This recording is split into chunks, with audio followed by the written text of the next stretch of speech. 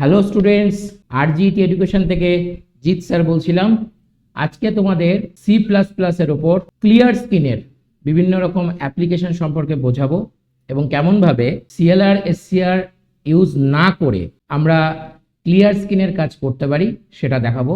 তো চলো কোডিংটা শুরু করি কথা না বাড়িয়ে। আমরা সি এর ওপর আপাতত দেখাচ্ছি জিনিসটা, সি কোডিং এর ওপরে।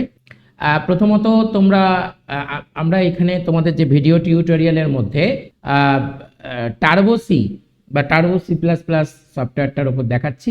পরবর্তীকালে তোমাদেরকে আমরা দেব সিপিপি বা ইত্যাদি প্ল্যাটফর্মের উপর দেখাবো। তো চলো আমরা সি এ কোডিং এর উপর করি। সো সি কোডিং এর ক্ষেত্রে ফার্স্ট হেডার ফাইল আমরা লিখছি এবং আমাদের এই ক্ষেত্রে সি এর ক্ষেত্রে যে হেডার ফাইল লাগে সেটা হচ্ছে মানে প্রথম হেডার ফাইল থাকে স্ট্যান্ডার্ড ইনপুট আউটপুট, যেটাকে আমরা stdio.h বলি, এবং আরেকটি হেডার ফাইল লাগে সেটা আমাদের হচ্ছে conio.h। যদি আমরা সিএলআর এসসিআর কে ব্যবহার করতে চাই তাহলে আমাদের সিএলআর এসসিআর কে ব্যবহার করতে গেলে আমাদের conio.h প্রয়োজন হয়। এই কোডিংটাতে আমরা অ্যাকচুয়ালি যেটা দেখাবো যে সিএলআর এসসিআর ব্যবহার না করে কিভাবে ক্লিয়ার স্ক্রিনের কাজ করা হয়। আমি আগে সিএলআর এসসিআর ব্যবহার করে দেখাবো যে ক্লিয়ার স্ক্রিনের কাজ কি হয় বা ক্লিয়ার স্ক্রিন কি জিনিস, তার ইউজটা কি। সো এখানে আমরা খুব সিম্পল কোডিং করছি, ভয়েড মেইন দিয়ে আমরা স্টার্ট করলাম কোডিংটা এবং তারপরে আমরা প্রিন্টএফ লিখে আমরা একটা জাস্ট প্রিন্ট করলাম, সেখানে আমরা করলাম হ্যালো এবং কোডিংটাকে শেষ করলাম গেট সিএইচ দিয়ে। খুব সিম্পল কোডিং করলাম, ঠিক আছে। এবং এটাকে আমরা সেভ করব, সেভ করার শর্টকাট হচ্ছে F2, ঠিক আছে। আমরা সেভ করলাম ফার্স্ট ডট সি বলে, আমাদের এই ভিডিও টিউটোরিয়ালের ফার্স্ট প্রোগ্রামিং। এবং এবার আমরা এটাকে কম্পাইল করব। তোমরা যদি কোনোভাবে এখান থেকেও দেখতে চাও সেটা হচ্ছে ফাইল থেকে তোমরা সেভ অপশন পাবে এবং এখান থেকে তোমরা কম্পাইল অপশনটা পাচ্ছ। কম্পাইল অপশন থেকে তোমরা অল্ট প্লাস F9 করে এখানে কম্পাইল করতে পারো, অল্ট প্লাস F9। এখানে আমাদের সাকসেস দেখাচ্ছে। এরপর আমরা কন্ট্রোল প্লাস F9 দিয়ে রান করব। এখানে তোমরা রানের দেখতে পাবে কন্ট্রোল প্লাস F9। যদি এগুলো কোনো অসুবিধা হয় তোমরা একবার ভিডিওটা পজ করে দেখতে পারো। তো কন্ট্রোল F9, দেখো আমাদের আউটপুটে এসছে হ্যালো। এখন সিএলআর এসসিআর এর ইউজটা কি সেটা দেখো। আমরা যদি আবার রান করি জিনিসটা, লক্ষ্য করে দেখো আরেকবার হ্যালো এলো। কেন? কারণ যে আগের যে আউটপুটটা হ্যালো সেটা কিন্তু ক্লিয়ার হয়নি, তাই এই আউটপুটে আমরা প্রিভিয়াস আউটপুটটা দেখতে পাচ্ছি। সেকেন্ড বার রান করলাম, আমরা যদি আবার থার্ড বার রান করি তাহলে দেখো প্রিভিয়াস আউটপুট দুবার যেটা এসেছিল দেখতে পাবো। তো এই কারণে আমরা স্ক্রিনটাকে আমরা যদি প্রতিবার ফ্রেশ আউটপুট চাই, মানে আমরা যদি চাই যে আমাদের আউটপুটটা যখনই যা করব প্রিভিয়াস আউটপুট কোনো কিছু দেখাবে না, তখনই কিন্তু আমাদের সিএলআর এসসিআর এর দরকার হয়। তো দেখো আমরা সিএলআর এসসিআরটা ব্যবহার করছি এখানে। সিএলআর এসসিআরটা আমরা এখানেই ব্যবহার করি, না হলে সেরকম হলে প্রথমেও ব্যবহার করা যেতে পারে, দেখছি। সো কন্ট্রোল F9, না আমাকে প্রথমে ব্যবহার করতে হবে, এটা পরে করছি বলে ও হচ্ছে ডিলিট করে দিচ্ছে আউটপুটটাকে। আমি প্রথমবার ইউজ করছি সিএলআর এসসিআর। সো দেখো এবার হ্যালো দিল আউটপুটে। তুমি আবার রান করলাম, আমরা দেখো আবারও একবারই আউটপুট, প্রিভিয়াস কিন্তু কোনো আউটপুট দিচ্ছে না। এটাই হচ্ছে সিএলআর এসসিআর এর ইউজ। এই যে সিএলআর এসসিআর এটা কোন হেডার ফাইলের আন্ডারে থাকে? হেডার ফাইল কাকে বলে? আমরা যেটা প্রোগ্রামিং এর শুরুতে লিখি এগুলোকে বলে হেডার ফাইল, যেমন stdio.h, ঠিক আছে। এটা stdio.h টা হচ্ছে, এটাকে আমরা বলি standard header file, standard header file. Okay, মানে stdio ছাড়া আমাদের কিন্তু প্রোগ্রামিং রান করা সম্ভব নয়।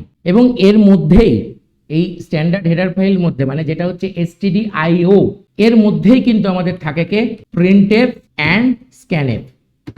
এটা কিন্তু আমরা কমেন্ট করে লিখছি, মানে এটা জাস্ট আমাদের কোডিং এর উপর কোনো এফেক্ট পড়বে না, জাস্ট এটা আমরা লিখলাম আর কি, মানে তোমাদের বোঝবার জন্য। দরকার হলে পজ করে তোমরা একটু লিখে নিতে পারো। ওকে, আমি এটা লেখাটা রাখবো না। আর conio.h মানে এই যে printf বা scanf এটা থাকে কার আন্ডারে?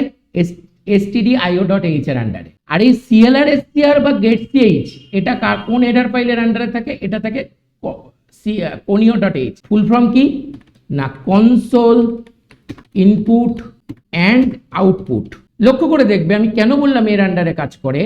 ধরো আমরা কোনো কারণে কোনিওটাকে ডিলিট করে দিলাম, জাস্ট আমি তোমাদের দেখানোর জন্য করছি, এগুলো আমি সব করে দিলাম, মুছে দিলাম। লক্ষ্য করে দেখো আমরা যখনই এটাকে কম্পাইল করব, আমরা রান করতে যাব, অসুবিধা মানে এখানে দেখবে যে এই কোডিংটার ক্ষেত্রে হয়তো প্রবলেম হচ্ছে না, দাঁড়াও এটাকে আমি আরেকবার সেভ করি। আসলে ফ্রেন্ডস এটা এখানে একবার রান করে গেছে বলে প্রবলেম হচ্ছে না। অ্যাকচুয়ালি সিএলআর এসসিআর বা গেট সিএইচ এটা কিন্তু কোনিও ডট এইচ এর আন্ডারে থাকে। আমি এখানে একবার লিখে দিচ্ছি তোমাদেরকে, CLR SCR and get CH এটা কিন্তু কার আন্ডারে থাকে, আন্ডার কোনিও ডট এইচ।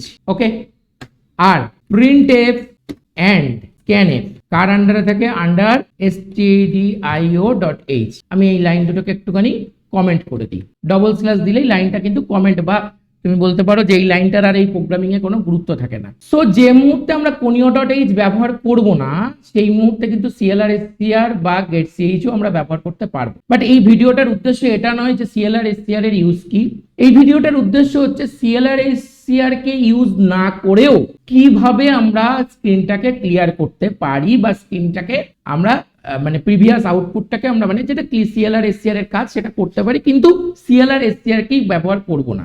আচ্ছা, সিএলআর এসসিআর এর ফুল ফর্ম আমি এতবার যখন বলছি, সিএলআর এসসিআর এর ফুল ফর্মটা একটু বলে দিই তোমাদের। সেটা হচ্ছে CLR SCR equal to clear the screen.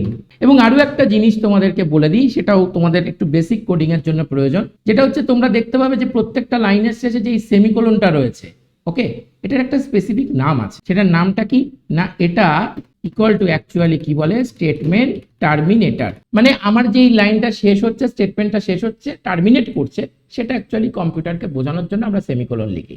ওকে, তো এখানে জায়গায় দাঁড়িয়ে আমরা সিএলআর এসসিআর কি ইউজ করব না, কিন্তু ক্লিয়ার স্ক্রিনের কাজ হবে। এর জন্য আমরা যেটা ব্যবহার করতে পারি এখানে আরেকটি মানে আমরা আগের যেটা কোনিওটা রেখে দিই, include dot conio dot H, এখানে আমরা আরেকটা হেডার ফাইল ব্যবহার করছি, যেটা হচ্ছে কি ইনক্লুড stdlib ডট এইচ। এই stdlib ডট এইচ এর একটা ফুল ফর্ম আছে, সেটা হচ্ছে কি stdlib, এটার ফুল ফর্মটা হচ্ছে স্ট্যান্ডার্ড লাইব্রেরি। এটা একটা নতুন হেডার ফাইল, যারা জিনিসগুলো সম্পর্কে পরিচিত নও আমি তাদের জন্য একটু ডেসক্রিপটিভলি বলে দিচ্ছি। আচ্ছা, এখানে আরো একটা জিনিস হচ্ছে, আমি তোমাদেরকে আরেকটা কমেন্টেও লিখে দিই কোনিওর ফুল ফর্মটা কি ছিল, তাহলে তোমাদের এটা বেসিক ভিডিও হিসাবে কাজ করবে, ব্যাপারটা একটু বুঝতে সুবিধা হবে। That is console input and output. এবং আরো একটা তোমাদের আমরা ফুল ফর্ম বলেছিলাম, সেটা হচ্ছে stdio, এটার ফুল ফর্ম হচ্ছে স্ট্যান্ডার্ড ইনপুট অ্যান্ড আউটপুট। আশা করি তোমাদের এই ফুল ফর্মগুলো বা বোঝা হয়ে গেছে। তো আমরা এখানে stdlib.h লিখলাম, এবার সিএলআর এসসিআরটাকে কি করলাম, আউট করে দিলাম। এবং আমরা বুঝতে পেরেছি যে সিএলআর এসসিআর এবং গেট সিএইচ কার আন্ডারে থাকে, কোনিও ডট এইচ এর আন্ডারে। প্রিন্টএফ স্ক্যানএফ, এখানে যে প্রিন্টএফটা আছে, পরবর্তী কোডিংগুলোতে আমরা স্ক্যানএফ এর ইউজটাও দেখব, সেটা কার আন্ডারে থাকে না, সেটা stdio.h এর আন্ডারে থাকে। আর স্টুডেন্টসরা তোমাদের জন্য আরেকটা বলে রাখি, এই যে ডট এইচ, ওকে, এটার একটা কিন্তু মানে আছে। ডট এইচ এর মানেটা কি, ডট এইচ এর মানে হচ্ছে, মানে এখানে ডট এইচ মানে হচ্ছে বলতে পারো ডট হেডার ফাইল, মানে এটা যে হেডার ফাইল জাস্ট আমরা সেটাকে ডেসক্রাইব করলাম। ওকে, তাহলে এবার আমরা সিএলআর এসসিআর এর অল্টারনেট হিসাবে ইউজ করছি কাকে না, এবার আমরা যেটা নিয়ে আসছি সেটা হচ্ছে সিস্টেম বলে একটা কমান্ড। এই যে সিস্টেম কার আন্ডারে থাকে, সিস্টেম কিন্তু stdlib.h এর আন্ডারে থাকে। মানে আমি এখানে তোমাকে আরেকটা লাইন লিখে দিচ্ছি, যে এই যে সিস্টেম কার আন্ডারে থাকছে, আন্ডার stdlib.h। ওকে, এবার এই সিস্টেমের মধ্যে আমরা কি লিখবো না, আমরা ইনভাইটেড কমা দিয়ে লিখবো সিএলএস মানে ক্লিয়ার দ্য স্ক্রিন, ওই একই আর কি মানে আর কি। কিন্তু এটা আমরা কোন হেডার ফাইলের আন্ডারে ব্যবহার করলাম, stdlib.h এর আন্ডারে ব্যবহার করলাম। যদি কোনিও ডট এইচ এর আন্ডারে ব্যবহার করতাম ক্লিয়ার স্ক্রিনটাকে, তাহলে আমাদের লিখতে হতো কি না সিএলআর এসসিআর। ওকে, আশা করি বুঝতে পেরেছো। কোনো বুঝতে প্রবলেম হলে আমাদেরকে কমেন্ট করো।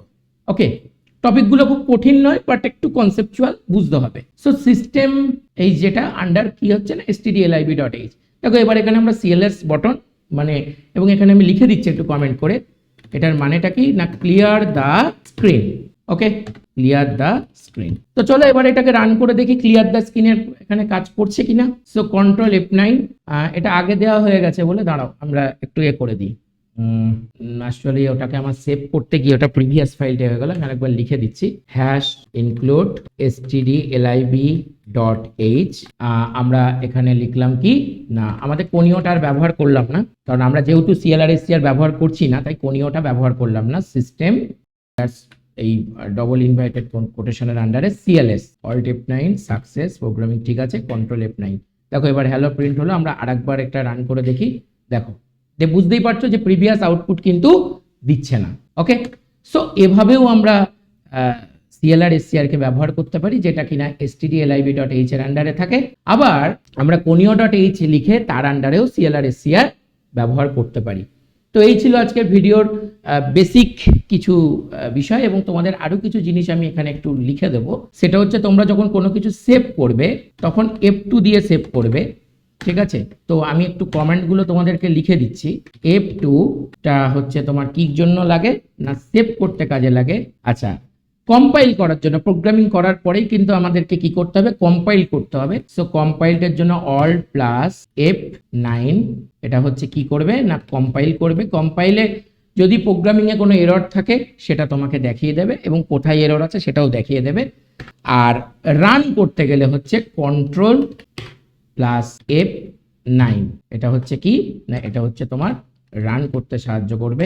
তার সাথে সাথে এখানে যদি কোনো ফাইল তুমি ওপেন করতে চাও, নতুন কোনো ফাইল অলরেডি কাজ করেছো বা মানে প্রিভিয়াসলি কাজ করেছো, সেই ফাইলটাকে ওপেন করতে চাও, তাহলে তোমাকে দিতে হবে F3, এবং F3 হচ্ছে কিসের শর্টকাট না হচ্ছে ওপেন। জাস্ট তোমাদের বেসিক কিছু শর্টকাট আমি বলে দিচ্ছি। এবং তুমি যদি মানে প্রোগ্রামিং থেকে কুইট করতে চাও, বেরোতে চাও, তাহলে একটা ভালো শর্টকাট হয়, সেটা হচ্ছে অল্ট প্লাস এক্স। এটা হচ্ছে কি, এটা হচ্ছে এক্সিট করার জন্য, এই যে কুইট। ওকে, তোমরা শর্টকাটগুলো এখান থেকেও দেখে নিতে পারো, অসুবিধা কিছু নেই। ওকে, তো এই ছিল বেসিক কিছু তোমাদের শর্টকাট, এবং তোমাদেরকে বোঝালাম মোটামুটি হেডার ফাইলগুলো। stdio.h তার আন্ডারে থাকছে printf scanf, clr str বা getch থাকছে কার আন্ডারে না conio.h এর আন্ডারে।